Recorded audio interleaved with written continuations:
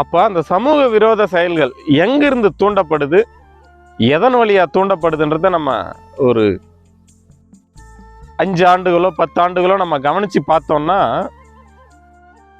கடந்த சில வருடங்களாக சினிமாவிலிருந்து மிகப்பெரிய ஒரு சமூக விரோத செயல்களும், அதுக்குண்டான மிக உயரிய ஒரு சிந்தனையை ஊட்டக்கூடிய ஒரு தோற்றமும் அமைச்சு கொடுத்துட்டே இருக்காங்க. அதனால இளைஞர்கள் என்ன பண்றாங்கன்னா, இந்த மாதிரியான சமூக விரோத செயல்கள் தான் நம்மள ஒரு வீரனா காட்டும், ஒரு வலிமையானவனா காட்டும். நம்மளை பார்த்தா அந்த சமுதாயம் பயப்படணும், நம்மளை பார்த்தா ஒரு மாஸ் அப்படின்ற ஒரு சூழ்நிலையை உருவாக்கக்கூடிய விஷயத்த சினிமாக்கள்ல இருந்து கொடுக்குறாங்க.